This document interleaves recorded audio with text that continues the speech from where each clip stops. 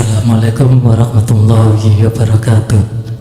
Waalaikumsalam warahmatullahi wabarakatuh. Dari tangga guys nih, semenjak kula mengamalkan zikir sirrul asrar, biasanya pun kula mengamalkan dengan zikir siri, keluar napas, masuk napas, Allah Allah.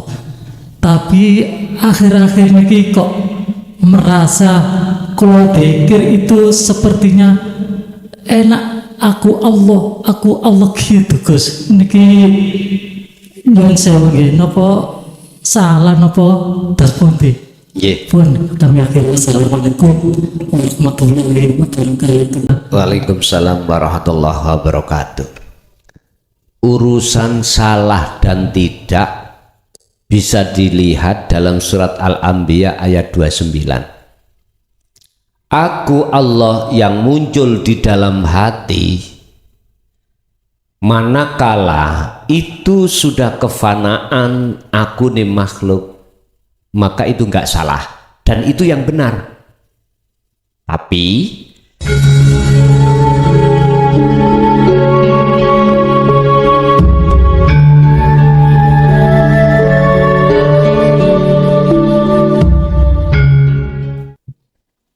Assalamualaikum warahmatullahi wabarakatuh. Waalaikumsalam warahmatullahi.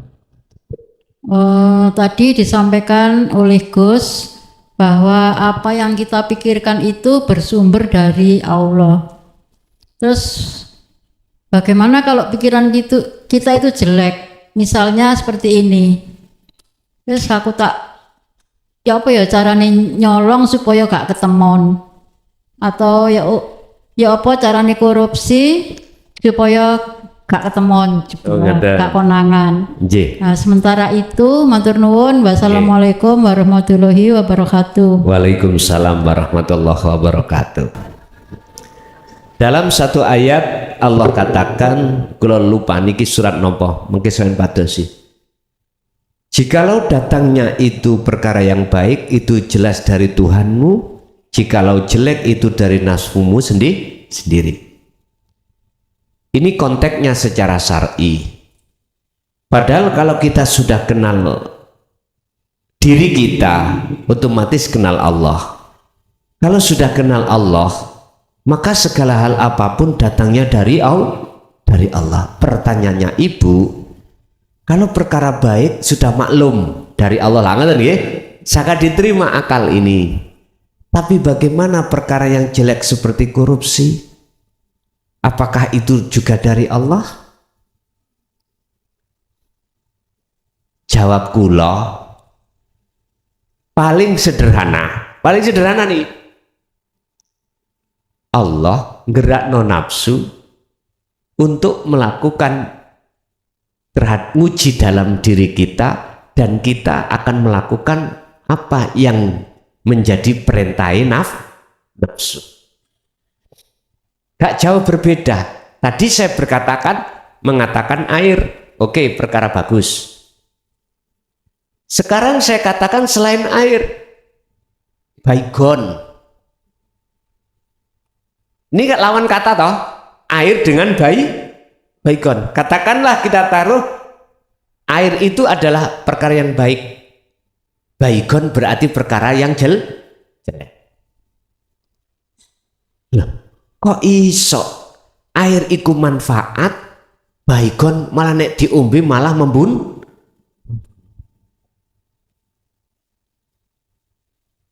Kalau kita memandang makhluknya Pak Bu, mesti ada dua. Kalau baik dari Allah, kalau jelek itu dari nafsu. Dan ini nggak bisa dibantah secara hukum syariat akal.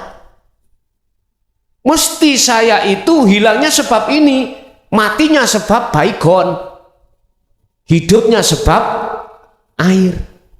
Akal nggak bisa bantah karena realita. Andai kata aku gak minum baygon, ya gak mungkin mati. Loh, realita toh? Akliyah. Tapi kita lupa dari sisi akliyah iku mau ada sesuatu yang samar. Saking samare kita tidak tahu. Kita taruh tadi ini yang baik, baikon itu yang tidak baik, maksiat, katakanlah korupsi. Kita akan mengatakan itu dari Allah juga kalau kita tidak memandang dari sisi makhluknya, nafsu. Sebab kita akan berbuat maksiat berupa korupsi itu karena dorongan dari nafsu. Wa ma ubarri'u nafsi inna nafsa la'amaratun bisu. Didoronglah hati kita untuk melakukan maksiat, berbuat jahat. Lah terus sing dorong nafsu wae sapa? Nafsu isoke nggodha jenengan karena siapa? Allah tahu. Wis kita langsungkan nenek kakek kita, Pak, Nabi Adam.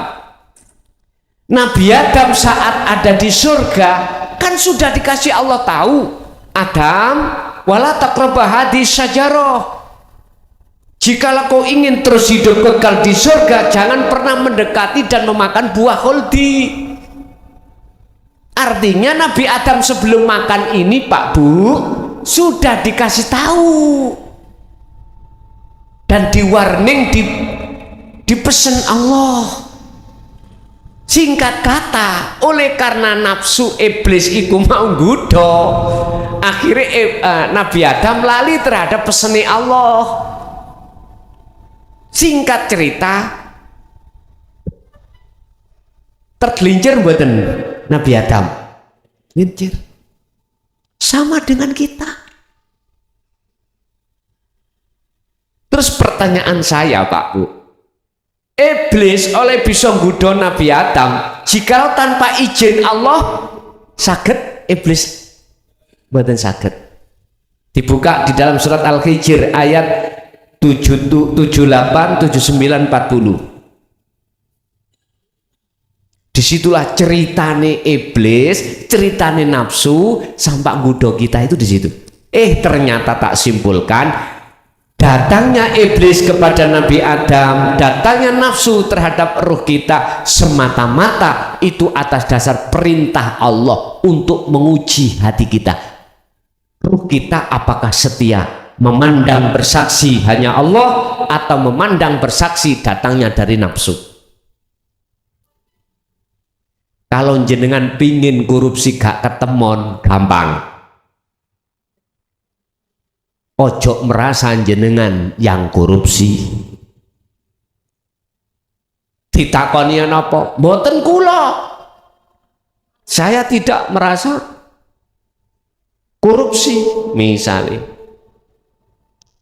Lah iki buktine ada tanda tanganmu. Mboten kula mboten nate. Misale.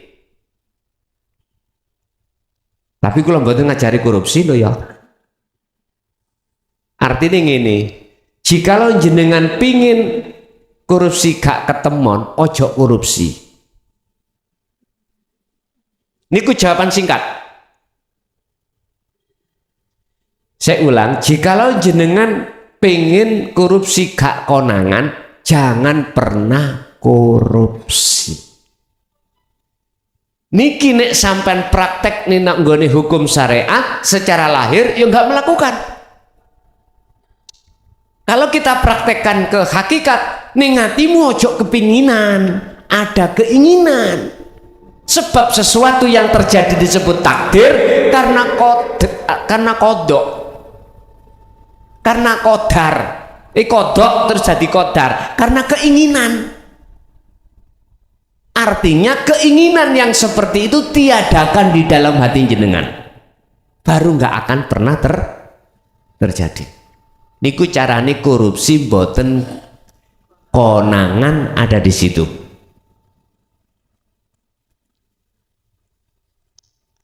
Asik bingung? Terus nyon sewu. Kalau melihat di luar diri kita, misalnya ada yang korupsi triliunan, apakah kita juga harus melihat Allahnya itu? Ngaten nggih. Nggih. Ngeten, pun. Tinggal kita memandangnya kemana.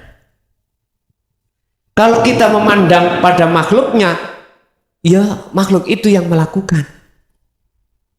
Kalau hati kita memandang terhadap Allahnya, kira-kira orang itu bisa nggak tanpa digerakkan Allah korupsi? Nggak bisa. Yang terpenting sekarang adalah mengapa satu sisi Allah menggerakkan orang itu korupsi, menggerakkan orang itu tidak korupsi. Itu yang terpenting. Kita pelajari apa sebabnya.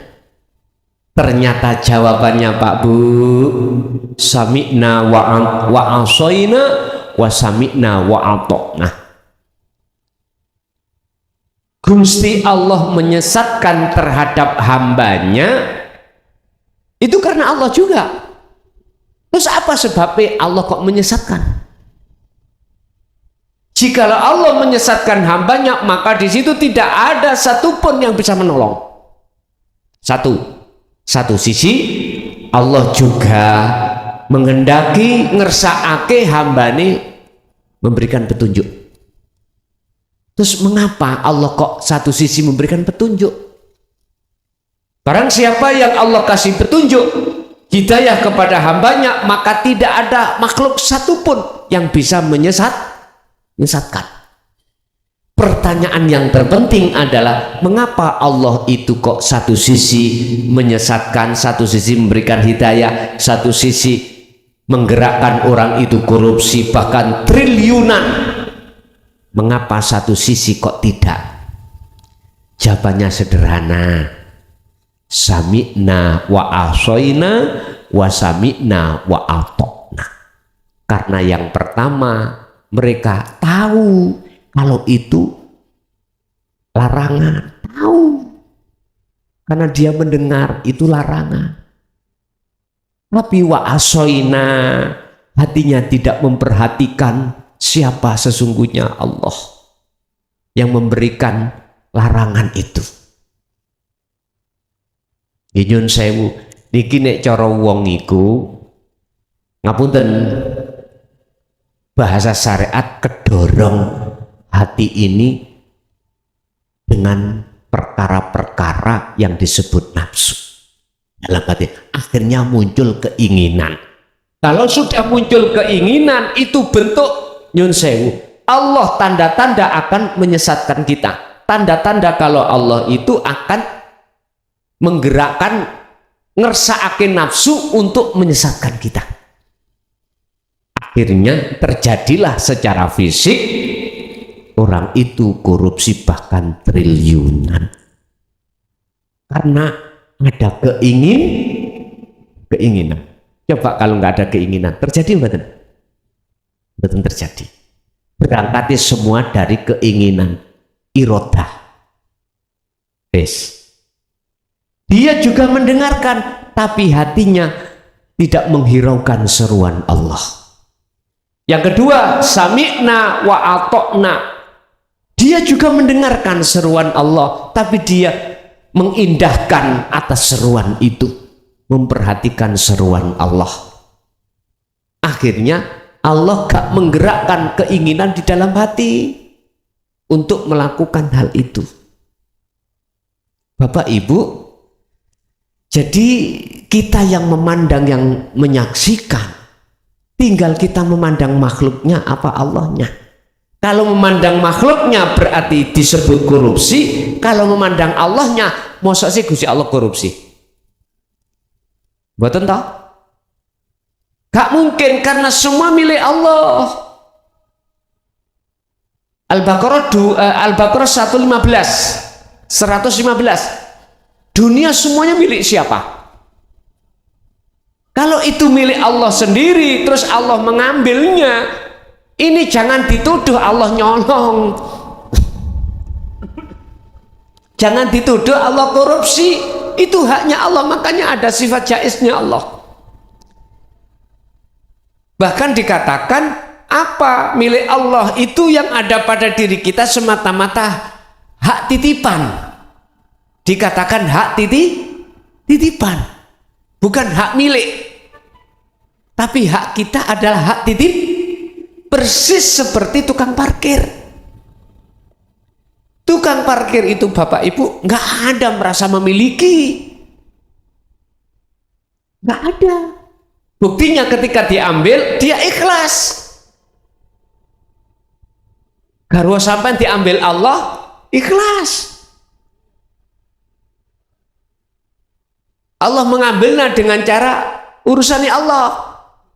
Bisa dikatakan kematian, bisa dikatakan dicocok akhirnya pegatan. Loh, ikhlas diambil Allah lagi ta. Bagaimana hati kita?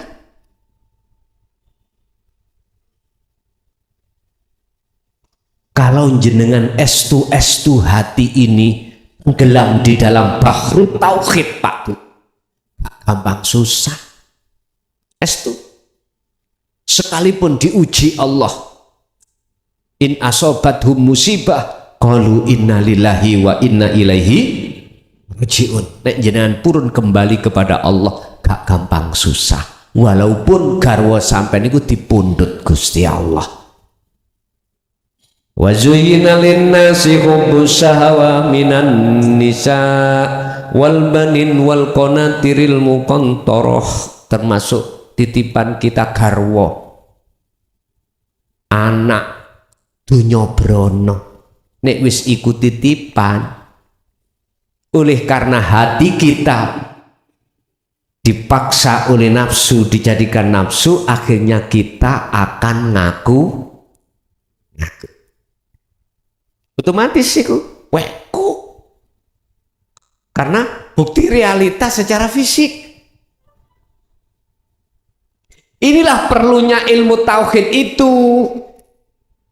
Dibawa oleh Kanjeng Nabi Dinut Tauhid ini di hadapan kita untuk menetralisir segala apa yang Allah berikan terhadap kita, biar ruh atau hati gak mudah gelisah, gak berlarut-larut dalam kesedihan ketika saat musibah itu datang. Karepe ngoten. Tapi berhubung kita menolak itu, ya sudah, akhirnya terus menerus Pak, hati itu panas. Cari lagu nih, sakitnya hati itu di sini. Panasnya hati di sini. Jadi Bu, kalau hati jenengan mandang Allahnya, maka gak mungkin Allah dikatakan korupsi. Berarti Allah mengambilnya dari haknya Allah. Berarti nek cara kula simpulkan gini, Gusti Allah ngambil hak Allah dengan cara si A digerakkan untuk korupsi dari haknya negara. Di situ. Negara napa mawon mesti pada akhirnya mengke ancur. Lah ngoten nggih. Akhirnya kita tinggalkan. Lah diambil oleh Allah. Nah Allah mentakdirkan lewat si A untuk korupsi triliunan, otomatis bagi si A akan menghadapi hukum secara dohiriyah. Itu sudah resiko. Sebab siapa yang menanam dialah yang menuainya. Lah sekarang jenengan kalau sudah sibuk memandang bersaksi Allahnya, aku yakin Allah tidak akan mentakdirkan hati sampai untuk ada kemauan kerentak untuk korupsi. Wallahi nggak ada. Karena hati sampai sibuk hanya memandang bertemu Allah. Karena sampean sudah tahu bagaimana indahnya, mahalnya bertemu Allah di zona itu daripada indahnya alam dunia.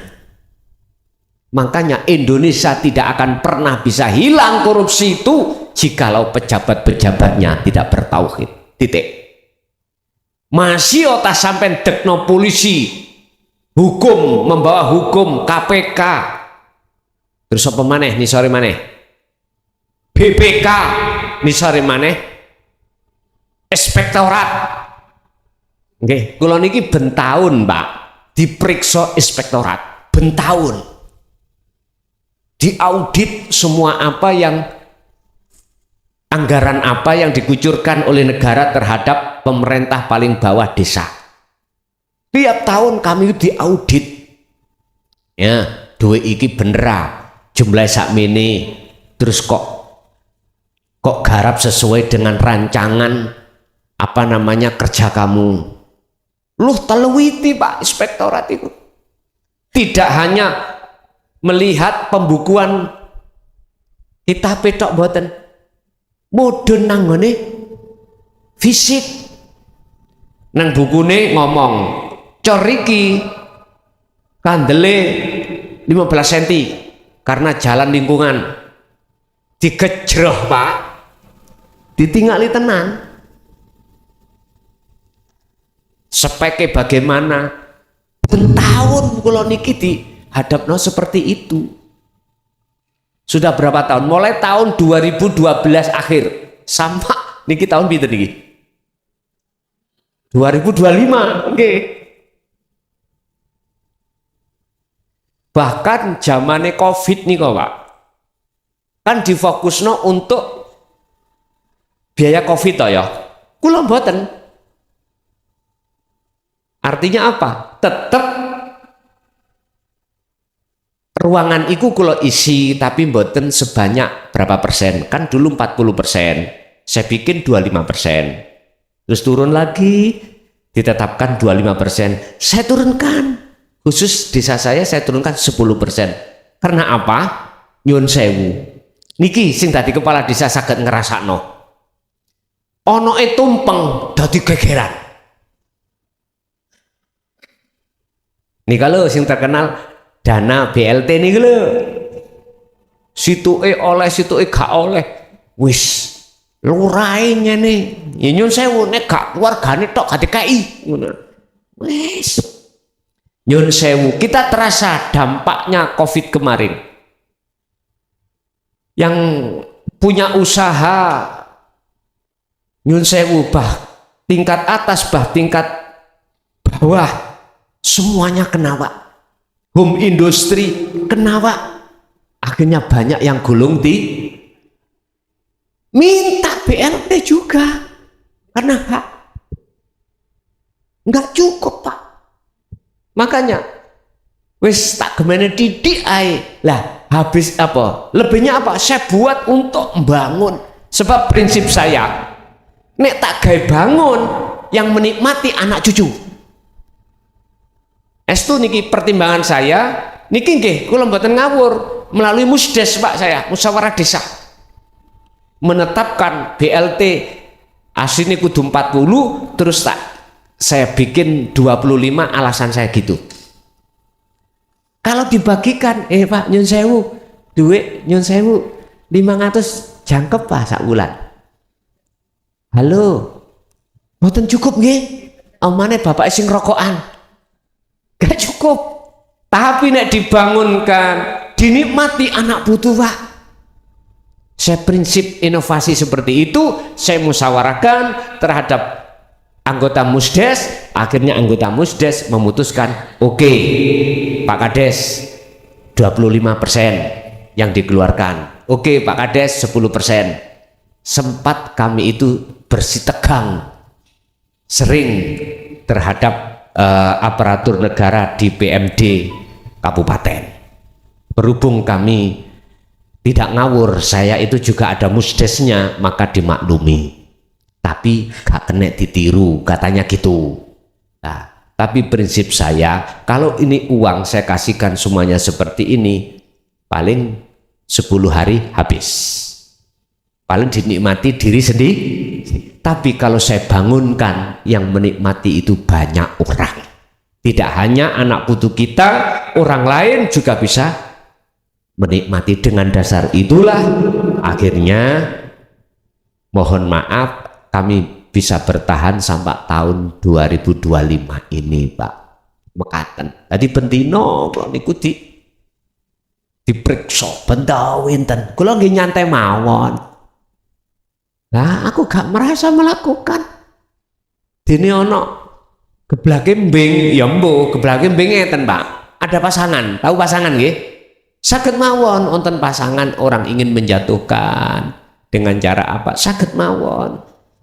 Jadi abang digawe putih, putih digawe abang nggih saged mawon. Pun jadi Bu, niku wau tergantung kita memandang, bersaksi siapanya. Kalau kita bersaksi pada Allahnya, hati kita tidak akan pernah ada kisru dan lain sebagainya. Lanjut. Gus, Nggih, monggo Ibu dulu, Bapak ditahan. Nggih, monggo Bu. Assalamualaikum warahmatullahi wabarakatuh. Waalaikumsalam warahmatullahi. Gus, ini mau tanya, itu kan kita itu sholat, ibarat sholat Gus ya, kan sudah niat karena Allah. Waktu niat itu kan sudah karena Allah, ya. Tapi kayak sholat duha, sholat tahajud itu kan ada kayaknya tujuan. Sholat fadilahnya, sholat duha itu apa, tahajud itu apa. Ya kita memang tujuannya ke Allah Gus. Kadang-kadang kita itu kasih fadilahnya membaca ini, fadilahnya membaca ini. Apa itu dikuasai oleh nafsu atau dikuasai oleh akal Gus? Supaya kita itu di jalan yang benar gitu Gus, tidak dikuasai nafsu. Terima kasih Gus. Assalamualaikum warahmatullahi wabarakatuh. Waalaikumsalam warahmatullahi wabarakatuh. Itu kalau kita jawab dari kacamata syariat, karena bahasa dohir kita karena Allah, tapi akhirnya bahasa batin kita karena akal. Kita karena dorongan akal itu sehingga kita secara dohir melakukan perbuatan yang bagus. Dan inilah proses kita awalnya Pak Bu. Terus bagaimana kacamata hakikat yang dikatakan lillahi ta'ala, karena Allah? Pertama, kita tidak boleh ngaku kalau kita yang sholat. Lillahi ta'ala karena Allah, bukan karena kita. Kita itu namung objek Pak, ibaratnya sapu. Ora iso obah, ora iso bersihni masjid. Ono seseorang yang menggerakkan sapu. Itu maksudnya lillahi ta'ala sebetulnya itu. Pertanyaannya, pada saat itu hati kita masuk kerana itu enggak? Kalau kita belum masuk kerana itu, mesti kita masih ngurai-ngurai pahala, ngurai-ngurai faedahnya sholat tahajud, faedahnya sholat duha. Ujung-ujungnya babakan perkara rezeki, kebutuhan jasmani. Mestinya gini Bu, ketika kita itu mengucapkan lillahi ta'ala, hati ini harus lepas dari pengakuan. Orang yang bisa melepaskan keakuan diri adalah orang yang sudah tahu diri. Orang yang sudah tahu diri otomatis tahu Gusti atau tahu pangerane. Urip iku baru niki melampah Pun. Pertanyaannya dari Ibu tadi, apakah ini masih tergolong nafsu bila mana waktu sholat hati ini masih condong terhadap mengurai-ngurai, condong terhadap pahala, condong terhadap faedahnya gini. Apakah itu secara hakikat dorongan nafsu? Saya jawab ya. Secara hakikat lho nggih, ini secara syariat boten. Secara hakikat iya, karena kita tidak sadar, belum kenal nafsu itu yang mana, nafsu itu. Padahal Allah mengatakan begini, innahu lakum aduwwum mubin, iku mungsuhmu sing nyoto jelas, tapi kita tidak pernah ketemu. Inilah yang kata Rasul disebut jihadul akbar. Umatku akan mengalami satu peperangan yang maha besar. Dikatakan besar, kita tidak pernah ketemu nafsu sebagai musuh kita. Yuk kalah terus Pak kita.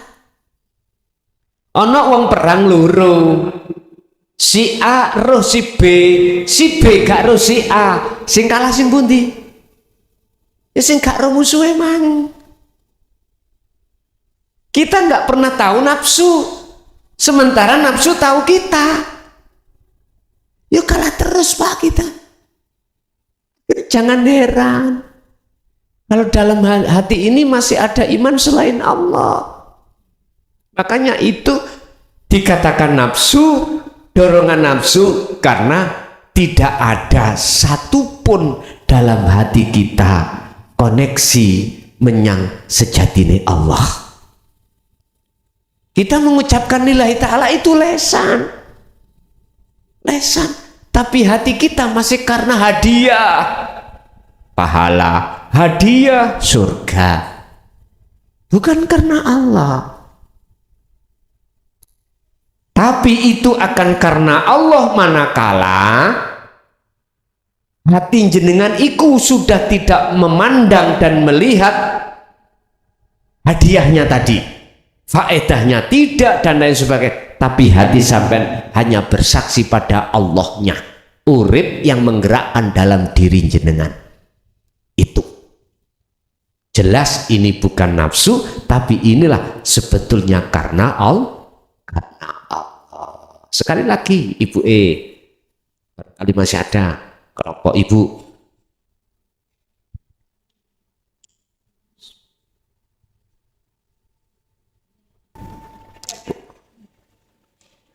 wonten, monggo nalika wonten sing ngajung.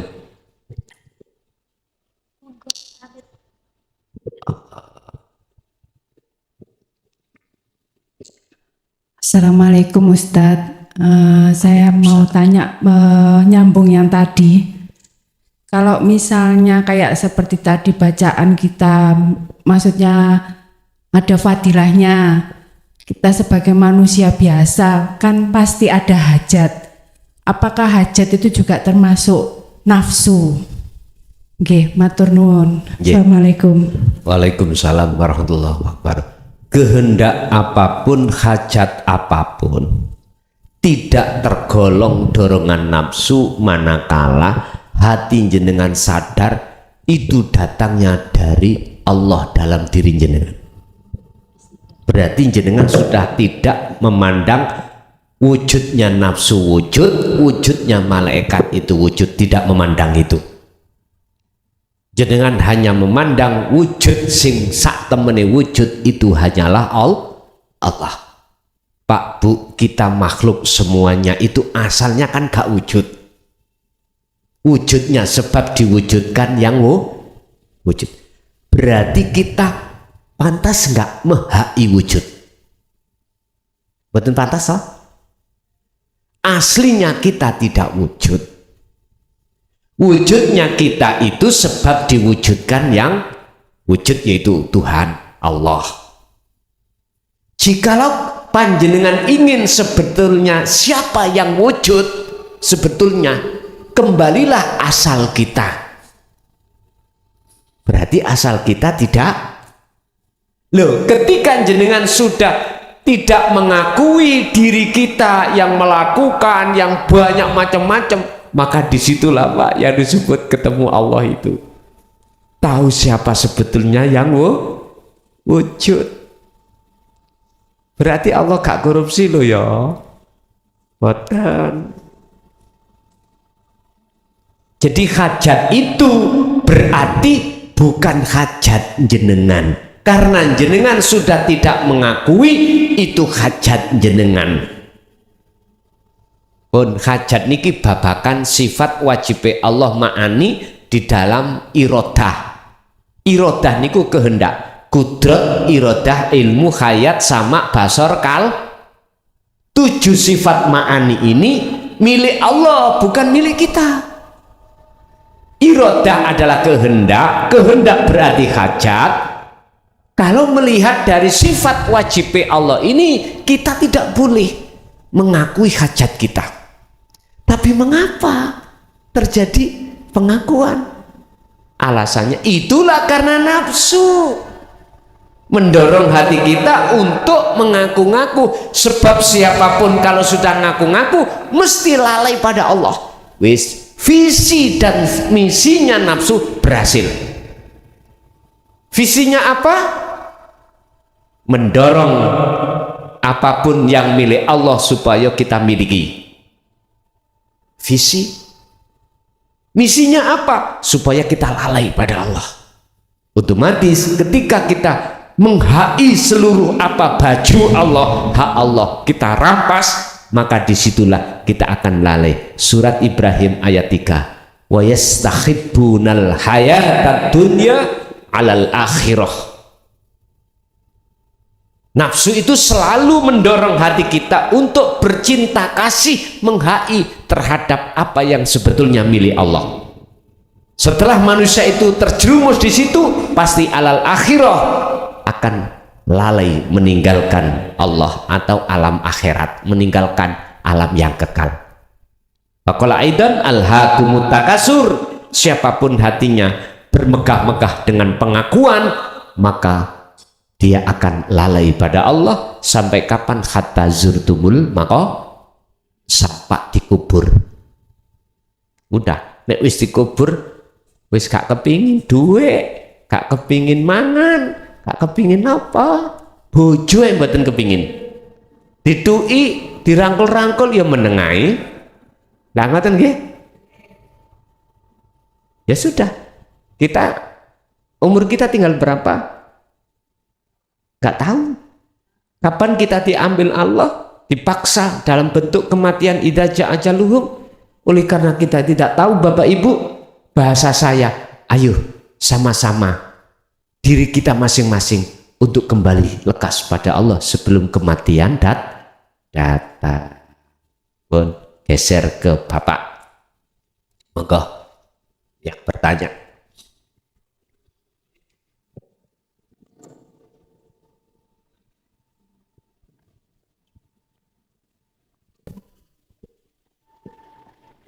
Assalamualaikum. Waalaikumsalam.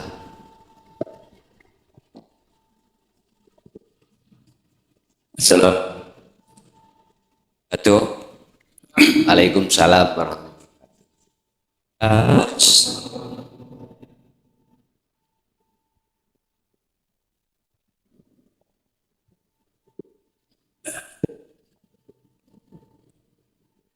Bismillahirrahmanirrahim. Perkenalkan Gus, nama saya Ismail, asli Cirebon, tinggal di Sidoarjo, tempatnya di PP, daerah PP. Ini terkait masalah yang saya tanyakan, Gus. Selama 60 tahun saya selalu mengikuti syariat.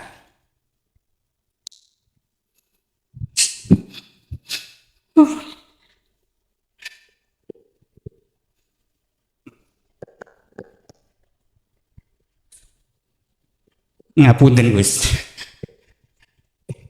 kula badhe sanjang ruwun.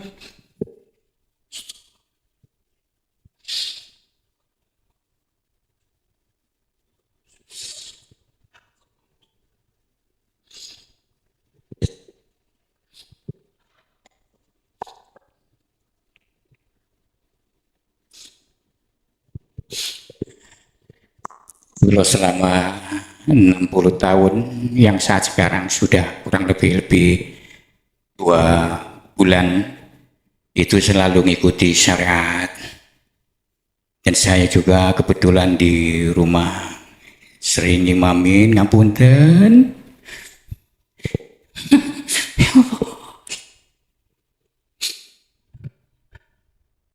Ngapunten Bapak-bapak nggih, Bapak Ibu-ibu, kula terharu karena selama 60 tahun saya selalu ngikutin syariat. Kemudian saya ngikuti YouTube-nya panjenengan Gus, kurang lebih 2 tahun. Itu selalu dari pagi sampai pagi saya selalu ngikuti. Allah.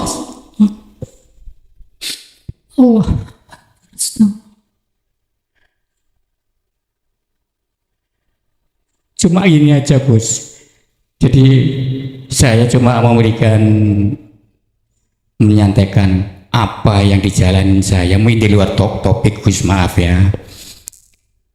Saya selalu ngikutin Sirul Asrar. Saya gunakan setiap sholat. Setelah itu saya selalu menggunakan Sirul Asrar. Saya panggil Allah, saya panggil Rasulullah, saya panggil orang tuh yang sudah meninggal, juga saudara-saudaraku yang meninggal. Saya fatihai semua, Gus. Setelah itu saya melakukan Sirul Asrar. Saya selalu nangis, Gus. Mas, wow. Cuma yang pertanyaan saya, apa yang terjadi pada diri saya, Gus? Selama 2 tahun ini saya selalu seakan-akan di hadam kita sudah ada Allah. Ya Allah. Cuma itu saja, Mas. Gak bisa ngomong panjang, Gus. Maaf Bapak ya, karena keharuan saya mau pengen ketemu Gus langsung selama 2 tahun. Sebetulnya saya kepingin ke Mojokerto, namun terhalang dengan kondisi saya sudah 60 tahun, Gus. Jadi saya kebetulan di Sidoarjo di Gedangan, di PP, saya bersepeda di sini. Kebetulan di sini ada saudara, saya tinggal di sini, nanti pulangnya nggak pulang sana. Cuma itu saja, Gus. Saya minta apa istilahnya, apa setiap saya melakukan Sirul Asrar selalu nangis. Ini nggak bisa terbenggung di hati saya. Cuma itu saja, Gus. Maaf. Wassalamualaikum warahmatullahi wabarakatuh. Waalaikumsalam warahmatullahi wabarakatuh. Kalau yakin setiap manusia itu prosesnya nggak sama. Bahkan saya juga selalu husnudon terhadap hati manusia yang sementara ini masih menolak terhadap ajaran Allah di jalur tauhid. Aku yakin saya berhusnudon tetap sebelum kematian datang itu akan bisa menerima. Husnudon yang tertanam di dalam hati ini selalu kami jaga dengan harapan supaya kita tidak mempunyai suudon terhadap orang lain atau gampang menyalahkan orang lain. Memang Pak Bu, masalah umur, aku yakin kita semuanya pasti akan tinggalkan dunia. Dan umur kita juga nggak sama. Kapan kita dipanggil Allah dalam kematian? Tapi ingatlah dalam satu ayat surah Al-Mu'minun ayat 1 dan 2, Allah katakan, qad aflahal mu'minuna alladzina hum fi sholatihim khashi'un. Akan bahagialah mereka sebelum kematian datang, dia betul-betul dalam hati kondisi bisa ketemu Allah. Itu berbicara masalah sholat yang khusyuk itu tadi. Tapi dalam satu ayat lain Allah juga katakan qad khasirul ladzina kadzdzabu biliqa'illah. Niki kebalikannya. Sungguh celakalah, sengsaralah bagi orang-orang yang mendustai alias hatinya tidak mau bertemu Allah. Bersyukurlah kita pada Allah pada hari ini, pada umur berapa ini, sekalipun kita 1 bulan lagi meninggal, bersyukurlah kita kalau kita sudah disadarkan Allah untuk kembali kepada Allah, sekalipun itu tinggal 1 bulan. Oke, kalau piyambak nggih ngoten Pak, sebetulnya jujur mawon kula berat. Secara manusiawiah saya berat saya menyampaikan tentang ajaran ini karena resikonya itu terlalu berat. Tapi saya tidak memandang itu, saya memandang kondisi umat manusia itu roto alias mayoritas, banyak di antara kita yang mengaku-ngaku kita itu ahli sholat, tapi hati kita masih jauh dari Allah. Melihat kondisi inilah, maka asbabun nuzul keadaan inilah akhirnya muncullah satu ayat, walladzi arsala rasulahu bil huda wa dinil haq. Dinil haq ai dinut tauhid, ini harus disampaikan. Tujuannya liyudhirahu ala dini kullih, untuk membebaskan hati jenengan dari belenggunya hawa nafsu, untuk meluruskan ajaran kita yang bersyariat tanpa hakikat, biar bersyariat dengan biar syariati bandolan dengan hakikat. Walau karihal musyrikun, walau karihal kafirun, walaupun resikonya kami dihujat, dibenci, disesatkan, mboten napa-napa, tetap ini kami sampaikan. Toh kita semuanya, aku yang jenengan hujat, jenengan yang menghujat, toh pada akhirnya semuanya akan mati. Lah ngoten ya, tinggal nunggu waktu mawon. Terus opo untunge kita menghujat, terus opo susahe saya dihujat, mboten enten. Yang jelas mohon maaf, siapapun kita akan kembali kepada Allah mekaten. Nggih. Monggo, ada lagi?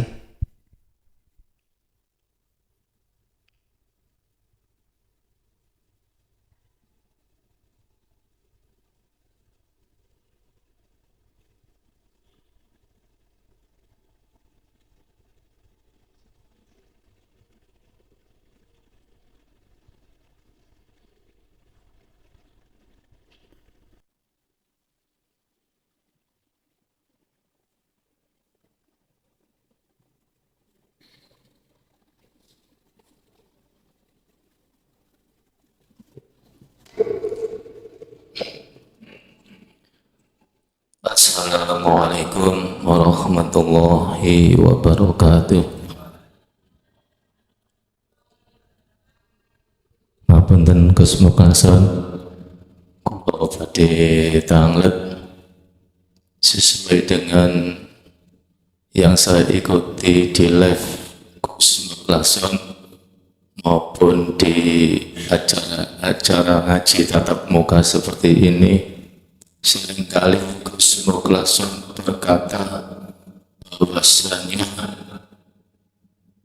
Allah wajib wujud, selain Allah wajib adam. Kalau kita sudah berkeyakinan atau mempunyai suatu keyakinan yang mekatan, Gus, meskipun umpami jenengan hubungaken tentang nafsu, akal dan lain sebagainya, ini nginten pripun madhep nopo-nopo Gus, ngapunten Gus nokane tangan. Nggih. Sing kedua, Gus Mukason tadi sanjung pilih kita meninggalkan Allah atau kita menghadap Allah. Sing utamaken napa kita saged Gus meninggalkan Allah, sedangkan ngapunten Gus enten dawuhe Allah inna wasi'un, Allah niku datang jembar Gus. Dari sini kita saged kita meninggalkan Allah, sedangkan yang saya tanyakan dimaksud meninggalkan Allah itu bagaimana Gus?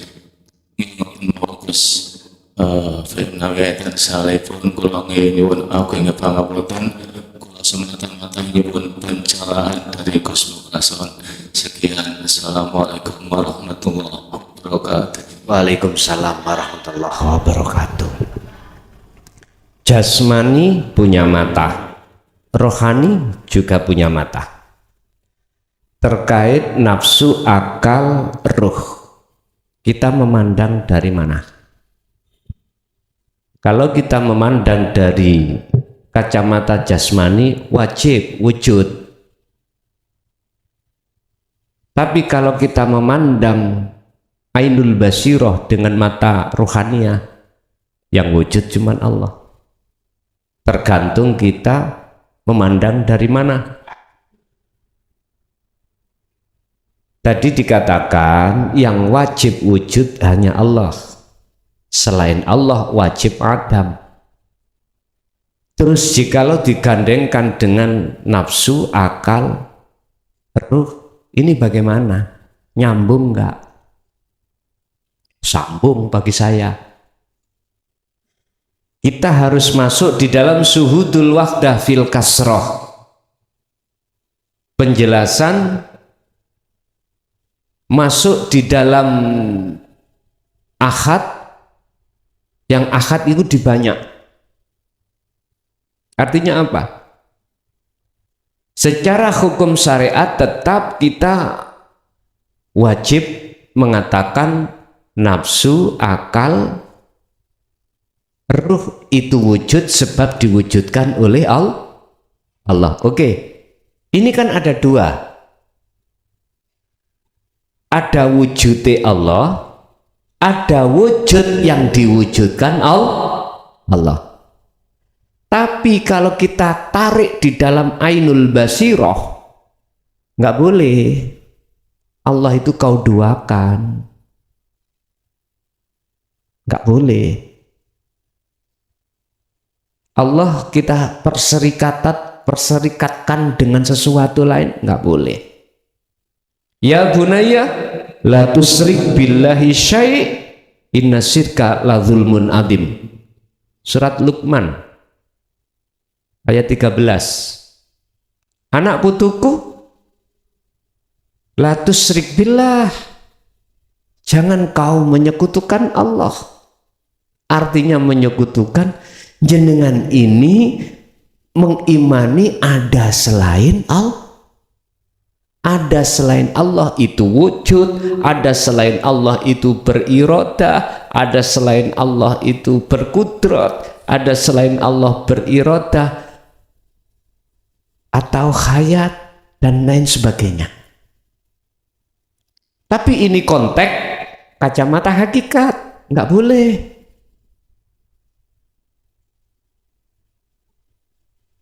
Nah terus kedudukan kita sebagai ruh bagaimana? Inilah Pak yang dimaksud inna lillahi wa inna ilaihi. Sekarang aku bertanya, wa inna ilaihi rajiun wajib badan? Wajib toh? Wajib. Kebanyakan orang mengartikan ayat ini kematian itu. Nggak ya? Kematian. Makanya orang mati mesti innalillahi. Nggak ngerti nggih? Padahal itu maksudnya kembali kepada Allah. Iman kita ini yang asalnya mengadakan selain daripada Allah, itu harus kita tinggalkan. Wa may yakfur bitaghut, barang siapa yang mau meninggalkan iman ini, wa yu'min billah, maka dia akan beriman benar kepada Allah. Tinggal kita posisinya di mana. Kalau di hukum jasmani mata ini, syariat ini ya wujud lah Pak kita itu. Sebab diwujudkan yang wujud.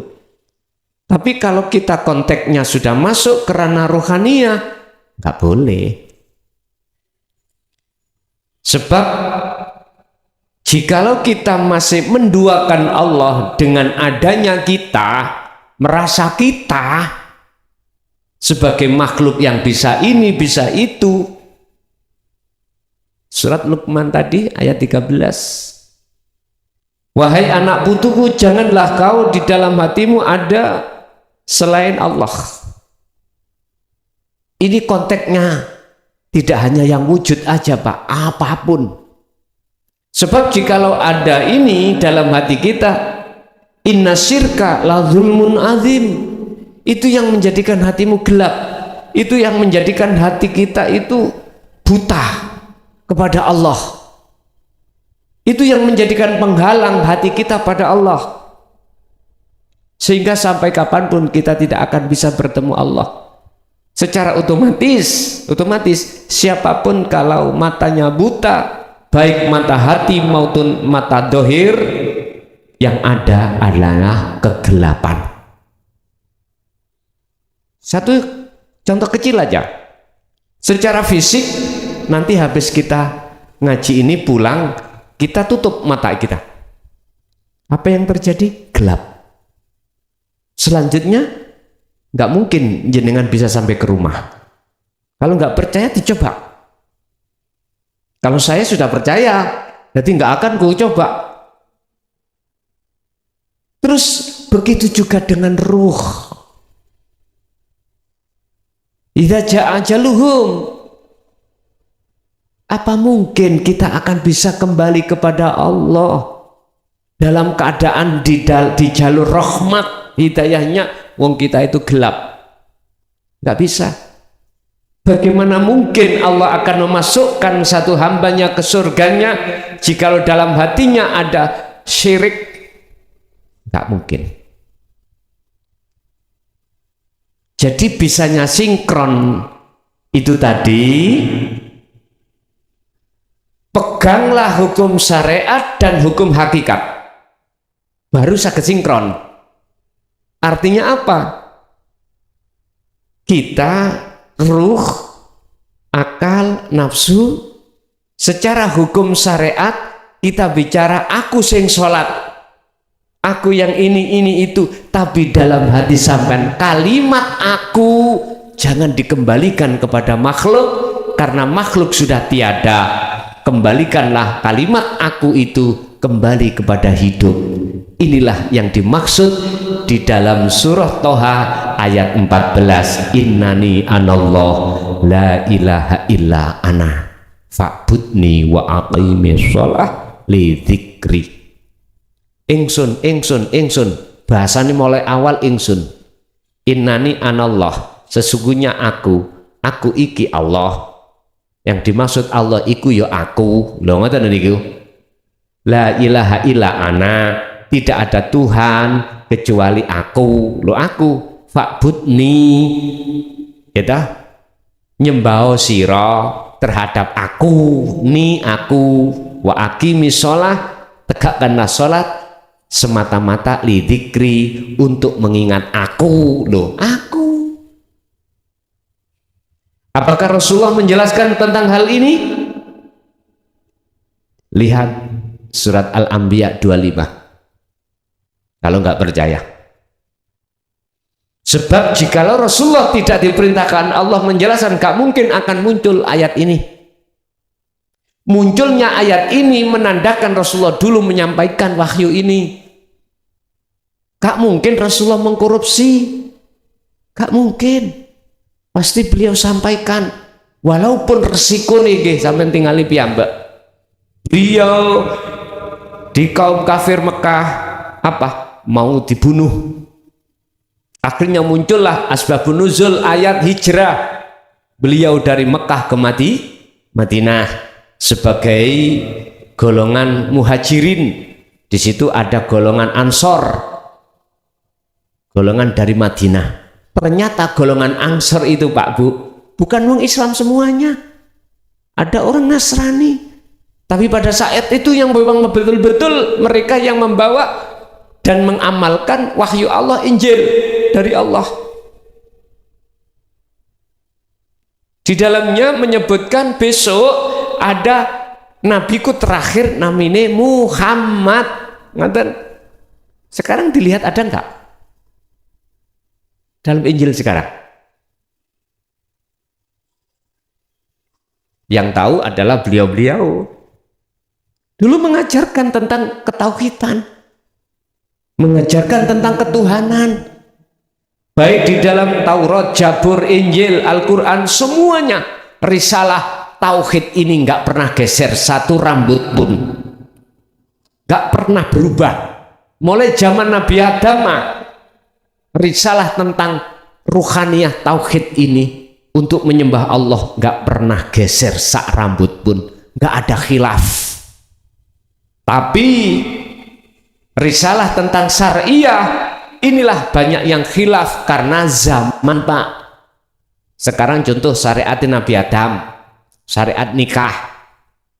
Nikahi putra-putra Nabi Adam itu sekandung, cuman beda kelahiran ngoten mawon. Lah, syariat kita nikah nggak boleh sekandung. Syariat Kanjeng Rasul dulu itu kemana-mana kita itu pakai onta, haji pakai onta, keledai atau kuda. Sekarang beda. Dulu zaman Rasulullah dahar nggih kalih aston niki kalih tangan. Zaman sekarang berubah, sendok, macam-macam. Artinya apa, Pak? Silahkan perbedaan atau kekhilafan hukum syariat, tapi jangan menjadikan itu nang ati hasud. Silakan yang pakai kunut, silakan yang tidak, monggo, karena punya dasar masing-masing. Silakan yang mau tahlil, silakan yang nggak mau tahlil, silakan, punya dasar masing-masing. Janganlah itu dijadikan sebagai alasan hati hasud menyalahkan bendera satu, membenarkan bendera sendiri.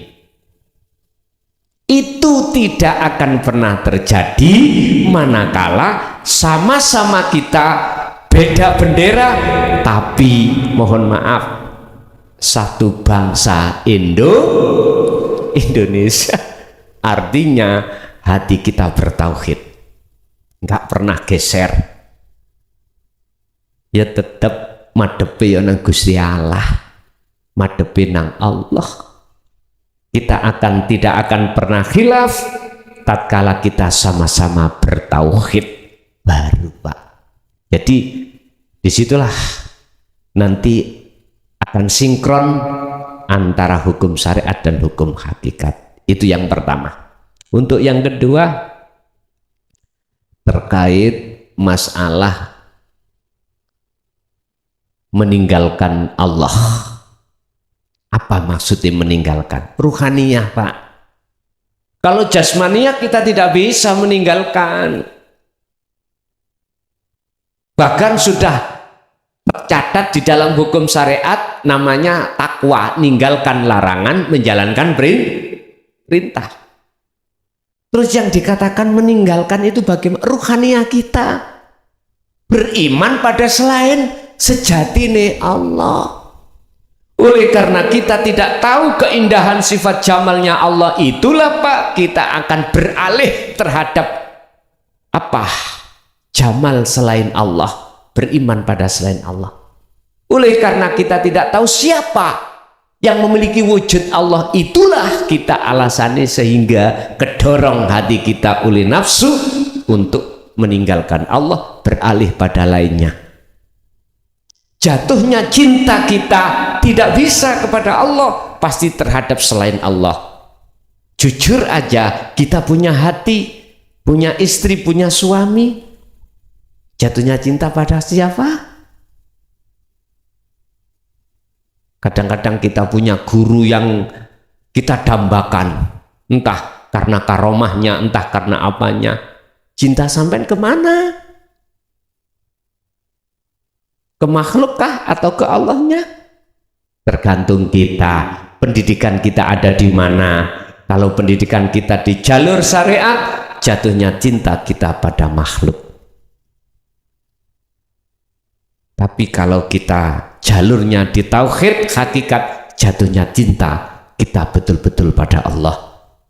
Jadi yang dimaksud meninggalkan adalah hati ini selalu lalai pada Allah, alias tidak ada kesadaran bahwasanya segala apapun yang timbul dan muncul pada diri kita itu datangnya dari Allah, tapi kita aku datang dari kita sendiri. Apakah Masih kurang hadis Rasulullah mengatakan la haula wala quwata illa billah.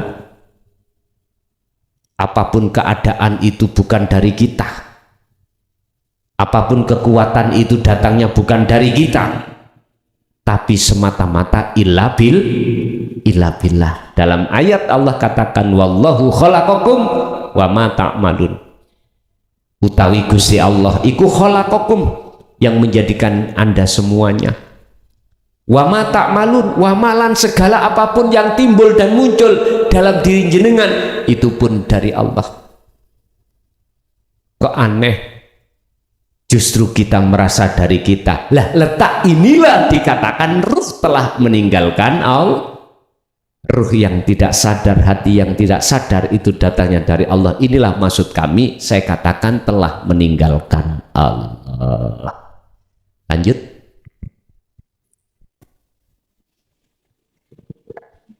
Mungkin Bapak benteng telu ngoten lho. Assalamualaikum warahmatullahi wabarakatuh. Waalaikumsalam warahmatullahi wabarakatuh. Nderetaken guys nih, semenjak kula mengamalkan zikir sirrul asrar, biasanya pun kula mengamalkan dengan zikir sirri, keluar napas, masuk napas, Allah Allah. Tapi akhir-akhir ini kok merasa kalau zikir itu sepertinya enak, aku Allah gitu Gus. Niki nyuwun sewu nggih, napa salah napa daspundi? Nggih. Pun kami akhiri. Assalamualaikum warahmatullahi wabarakatuh. Waalaikumsalam warahmatullahi wabarakatuh. Urusan salah dan tidak bisa dilihat dalam surat Al-Anbiya ayat 29. Aku Allah yang muncul di dalam hati, manakala itu sudah kefanaan aku nih makhluk, maka itu enggak salah dan itu yang benar. Tapi jikalau aku Allah muncul dalam hati sebelum akunya makhluk kefanaan, maka itulah yang menjadi masalah.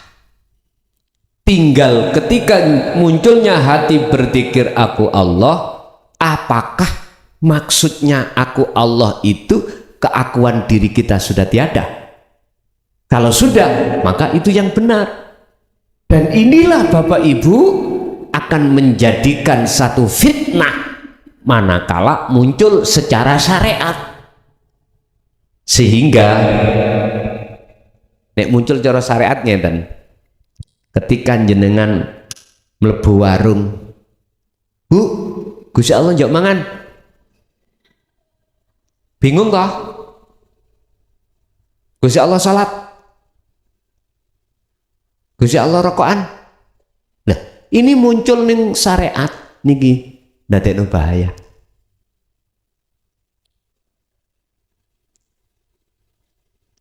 Aku Allah, wis ngomong nang ndi aku Allah misalnya. Iki sing asli ya iki, Allah sing asli ya aku iki misalnya. Loh, inilah akan menjadikan fitnah atau menjadikan wetih soalan di dalam orang awam.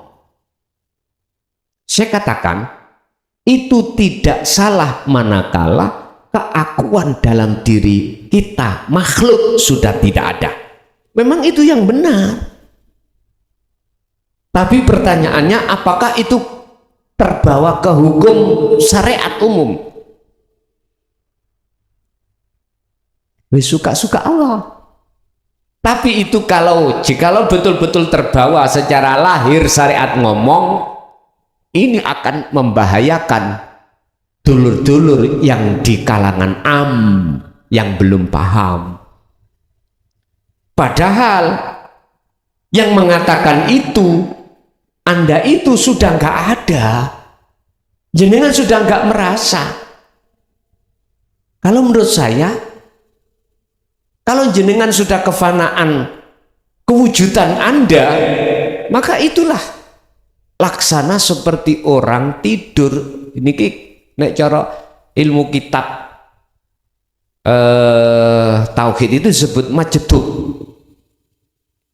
Perilakunya majedub.